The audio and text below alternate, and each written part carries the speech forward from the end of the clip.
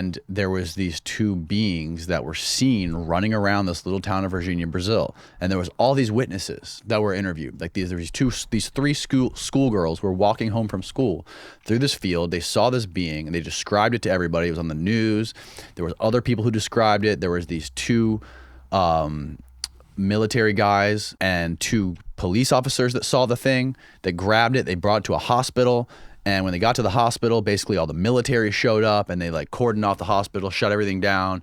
There was an x-ray technician that was involved and he was there. He was x-raying the being. And James Fox went there and he interviewed all these people like 20 years later. He's been interviewing them for the past 12 years, going back and forth between here and Brazil. And all these people had the exact same description of what this being looked like. And there's pictures. If you pull up moment of contact, Varginha, Brazil, you'll go to images and you'll see what the being looked like. The other weird thing about it was that after they brought it into the hospital, every single person that he interviewed over the past 10 years, they all described this insanely pungent odor that smelled like sulfur. And the hospital even smelled like sulfur for weeks afterwards.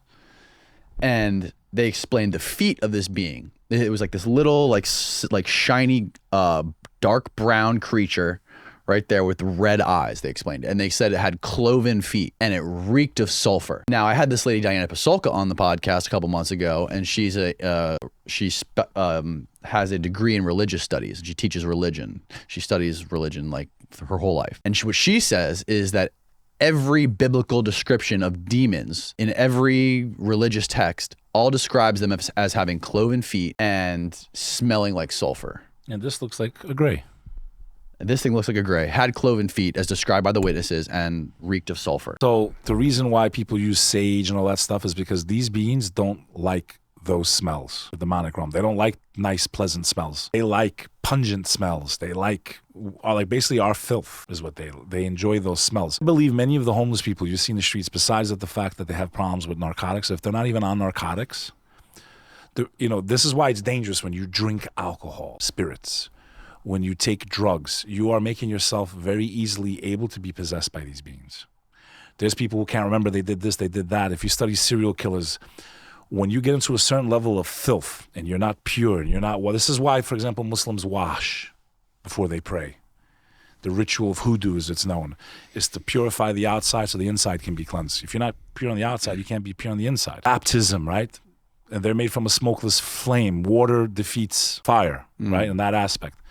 So when you're in an impure state, so a lot of times, why do you think they do, if you study the occult, they would do orgies and all these disgusting things because basically they're trying to spiritually degrade themselves to the point where these beings see their loyalty and then they do what they do with them, bro. They give them knowledge that they don't have.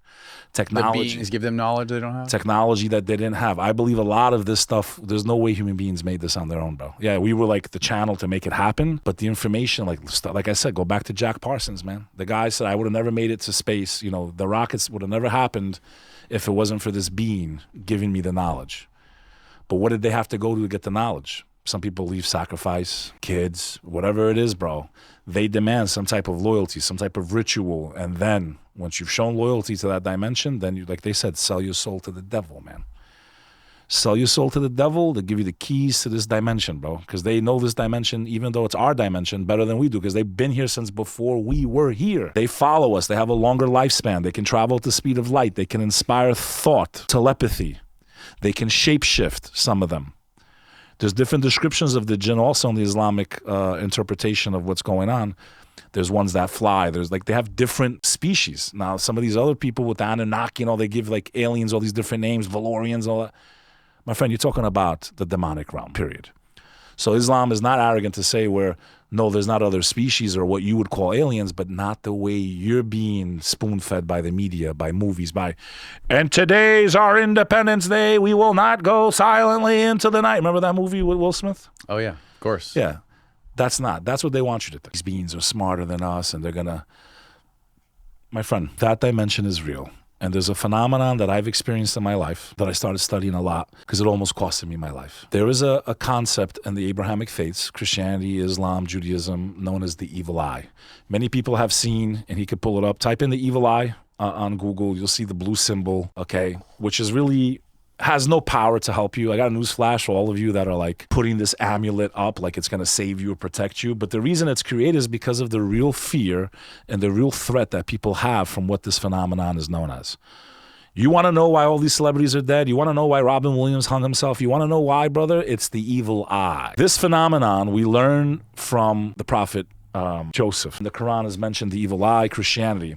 That symbol has nothing, cannot help you. I got a news flash for you. If you're using this symbol to try to protect you from the evil eye, you are committing idolatry. You are putting your faith and your hope into an object when God is the only one that has power. This thing has no power. It's a piece of plastic, man. It's a way to make money. If you want power, you want protection from the evil eye, I'm going to tell you how to do it.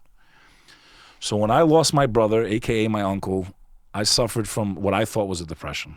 But I know spiritually, because I've been spiritual my whole life, praying, worshiping God, fasting, that we were designed by our Creator to be able to handle anything, no matter how horrific.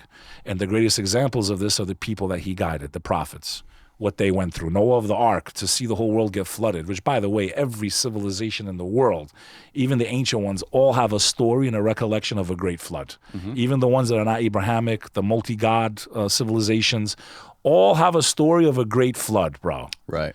Modern science has said, DNA-wise, we all came from one ancestor, so you can't rule out Adam and Eve, bro.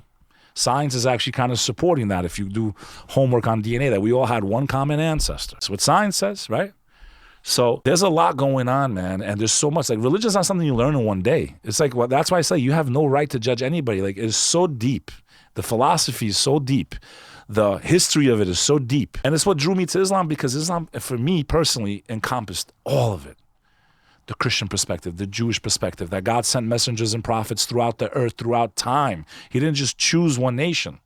He chose the Israelites for a very long period of time. But when they didn't accept Christ, then they lost that chain of narration. And then God went to the other side of Abraham, which was the Arab nation. So remember, the Arabs and the Israelites draw their lineage to Abraham. Abraham's one of the most important people, and that's why it's called the Abrahamic faiths. That's the common ancestor. Abraham had two sons. One became the Israelites, one became the nation of the Arabs. So the Islamic interpretation is there's always been only one God. He sent messengers and prophets throughout the earth. He sent them over and over and over. We kept fucking up. We kept changing the books. Mm-hmm. He finally sent down one last message, one last book.